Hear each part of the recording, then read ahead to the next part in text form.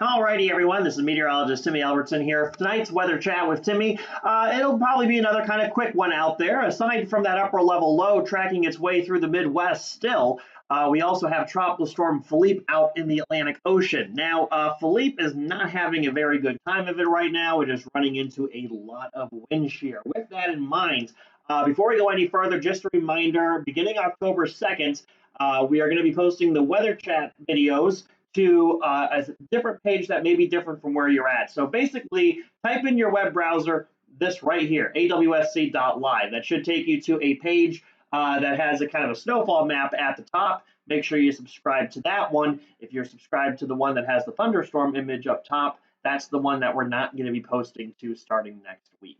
Okay, now that we've gotten that out of the way, let's go ahead and take a look over at Tropical Storm Philippe. It does not look very good at all. So you're probably wondering where it is on the satellite imagery. So am I. Just kidding. Actually, if you look a little carefully, kind of right at the center of the screen, you see a little bit of a swirl there of a few little clouds meandering their way through. There's a lot of dry air that just kind of got stuck into the system. So there's not really a whole lot of convection. And the convection that there is way to the east of where the center is. What's happening is there is a lot of wind shear going on. If you are a tropical system, you do not want wind shear. It disrupts everything. Again, as strong as hurricanes are, just like tornadoes, they are very, very fragile atmospherically. And Philippe is a good example of what can happen when you have way too much wind shear. Now, we talk about wind shear a lot. What is wind shear? It's the change of wind direction and speed with height. Again, hurricanes don't like that, and that's what happens when they get wind shear. Everything is just pushed over right now to the eastern side. This is barely a tropical system. The winds right now are about 45 miles an hour. It really, on the satellite imagery, does not have much in the way of convection. The center is way, way away from the nearest convection. So this thing is honestly just a mess. And it's probably going to stay a mess. Despite the fact that it is going to be running over some warm temperatures in the ocean, it's probably not going to recover from the fact that it's pretty beat up. So what's the National Hurricane Center expecting? Well, it'll die. That's kind of the general expectation here in the near term, is that it's probably not going to intensify much more, maybe a little bit, but if it does, it will not be long-lived. That shear is going to continue to push it, or to really take its toll on Philippe.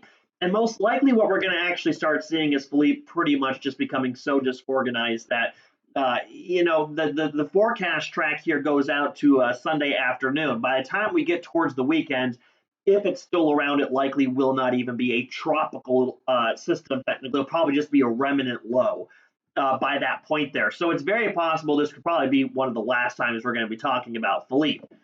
It's then just going to kind of coast its way, ocean, word pun. It's then just kind of coast its way over maybe towards the island of Hispaniola, maybe producing a few rain showers out there. That's pretty much it about Philippe.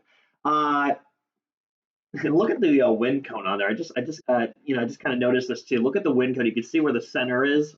It's that yellow circle you see on the forecast map there that the Hurricane Center puts out. Look at how the winds are just so sheared off from the center. The X is where the center is. You can see how it's all just on the eastern side. So not in very good shape at all. So guess that's that.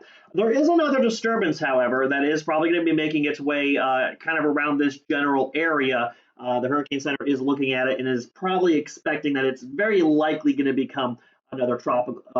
We're going to see another tropical system kind of developing around this same area, possibly by the end of the week, if not maybe even a little bit sooner than that. So of course we'll take more of a look at that one when it does develop, and maybe that one might be a little bit more exciting than Philippe here. I mean, Philippe's still pretty interesting. It's been a while since I've seen the satellite imagery where you can see the low-level circulation there, just void of any convective activity on it. It's kind of impressive, actually.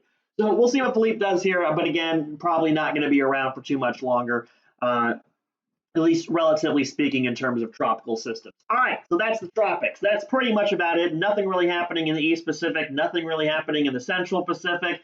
And again, aside from that disturbance that, is still working its way way off the African coast and still trying to track its way a little bit more to the east, this is pretty much it right now in terms of the tropics, at least in, our general area. All right, with that in mind, let's go ahead and take a look over at the radar imagery. Folks, for those of you who are living in the Midwest, you are probably dealing with a few rain showers. Now, if you're in the upper Midwest, where I am up near Duluth, it was a very, very, very wet and rainy weekend. We got close to about 3 inches of rain over the weekend up here where I am. Much needed rain, but I still think we might technically be below average. But that's not the point. The point is some much needed rain. Let's go ahead and take a look here at the culprit of that guy. Now, over the weekend, we had ourselves the center of low pressure. Now, this is the surface map you're seeing here. All right, this isn't the upper level chart. We'll take a look at that here in just a moment. But you see this little area of low pressure right around the Chicago area. Well, back over the weekend, it was all the way up here, and this guy just kind of slowly tracked its way across Minnesota over the weekend. In fact, it actually kind of backed up a little bit.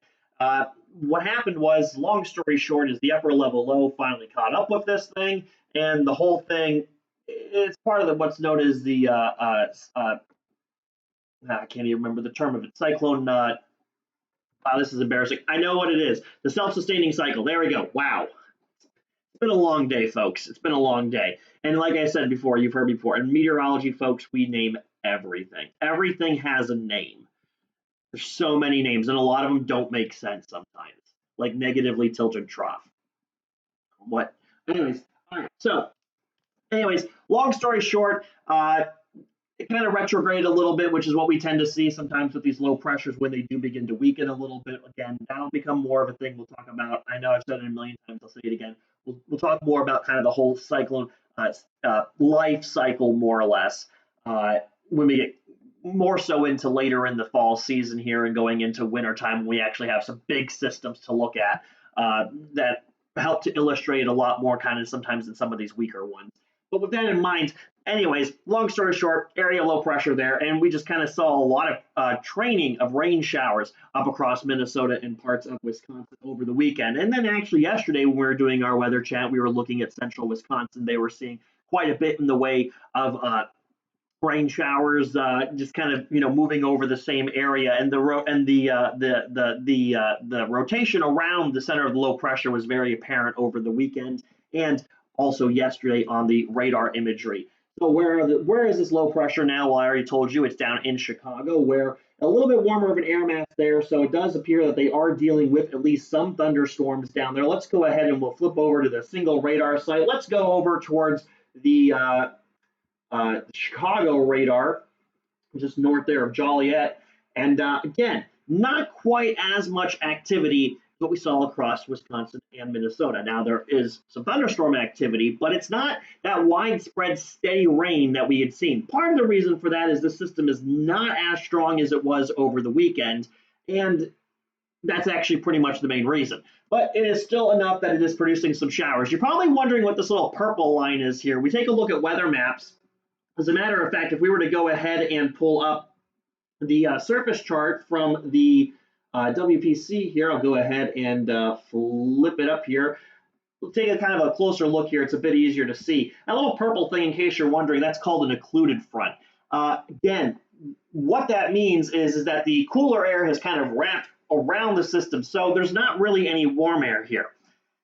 I probably didn't explain it the best. Let me try this again. All right, so the way the air flows around an area of low pressure is counterclockwise. Let's actually back this up. Let's see if we can go back to this weekend when it was a little bit more defined here. If we're able to get it a little bit more defined. So basically, here's what's happening. This was over the weekend. So we had our center of low pressure here, okay? The upper level low was right over it. Whole thing was stacked. Basically, what happened here is the way the airflow works here at this low pressure is that it's trying to draw up warm, moist air in from the south, and then of course that air eventually kind of gets pulled around, and also we get the cooler air to make its way downwards. So again, remember, it's just kind of a counterclockwise wind flow around the center of the low pressure. Well, what happens when the cooler air kind of outruns the warm front? Well, it begins to cut it off. So now we're not getting that warm, moist air as much, at least at the surface over here, but we're still getting that cooler air. So that's what the occluded front is. It's basically colder air running over cooler air, I guess, is the best way to explain it. Again, folks, when we get to the winter, this will be a lot easier to explain. So that's basically what that is. And that's what we're seeing right now here. Now, again, when you start seeing these here on these low pressure systems, that pretty much means they're going to be weakening. Here's another example down here. This was the remnant of Ophelia. Again, it transitioned to non-tropical. It began to take on frontal characteristics. And actually, this is a little bit better of an example here because you can kind of really see that cooler air kind of getting pulled over here, cut off the warm air that was kind of flowing inwards. Okay, low pressures like to move warm air. They don't like to move cooler, dense air. Again, this will all become a lot easier to understand. Trust me, when we get to the wintertime, when we take a look at nor'easters and some of those really big storms that come off the Pacific coast there. It is pretty cool. It's actually one of my favorite things is the life cycle of a mid-latitude low pressure. So it is pretty cool here. But again, you kind of see it a little bit here. Also, you can kind of see the winds. Again, they're all coming in from the south.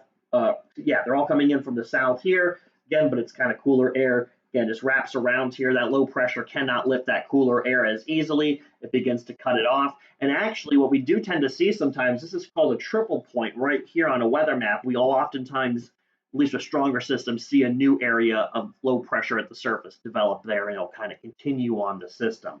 So as a matter of fact, if we were to zoom out a little bit and advance over the weekend, you can kind of see that happening here a little bit. So here's the main center of low pressure. It's pulled far back. You can see it's way cut off from the warm air supply, so it's not really doing much. Now in the upper levels, warmer air is still getting through, but not quite as much. You can see it just kind of begins to move itself backwards. It begins to weaken. You can see it gets wrapped around even more so, and this whole thing just kind of begins to weaken and eventually, more or less, kind of collapse down. But it was still there enough, and this is what helped to produce that kind of steady rain as we made our way through the weekend, or not only through the weekend, but actually into the day yesterday too. Now notice down to the south, new center of low pressure kind of took over, developed there, and you can see that eventually that's going to be where we start seeing kind of the newer area developing there. It's down across Illinois, and that's exactly where we see it right now. So there you go. You can see it kind of just trickles its way down to the south. Pretty fun. All right. Boom. And now we're there. So same front, kind of, but new low pressure center. Same area of high pressure that is back out across the north trying to push this through. So again, this little guy is going to try to keep tracking down to the south, but it's going to keep weakening. And eventually we're just going to actually see, what we're going to see happening is if we look all the way back over to the west Pacific here, take a look at this guy. That's a pretty decent sized low pressure off the Canadian coast. Well, this is all associated with an upper level trough that's going to continue to kind of dig in. So let's go ahead here and pull up the upper level map here. By the way, that's the upper level low right now.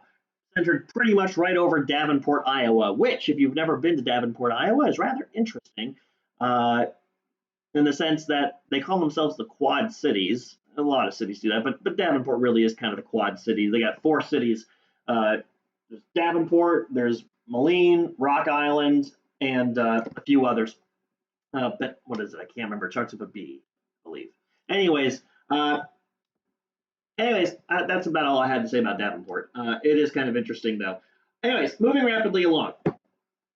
There's that upper level low. All right, let's zoom out here a little bit, take a look at the upper level chart here really fast, and then we'll go ahead and I don't know what we'll do after that. We'll figure it out. All right, so let's go ahead here and take a look. So there's our upper level low. Again, even that's beginning to weaken off. And what we're eventually going to start seeing is this guy's kind of fading away more or less here. We're actually going to start to see some ridging taking place. There's that upper level trough, but it's not going to be moving the fastest. As a matter of fact, as we go through the rest of the work week, you can see how that trough just kind of hangs out across the Pacific Northwest, not really in any hurry. And now we're starting to see kind of some ridging beginning to take place out across the central part of the U.S. Above average temperatures are looking likely. That's what the CPC has out with their forecast. I believe we have it up here.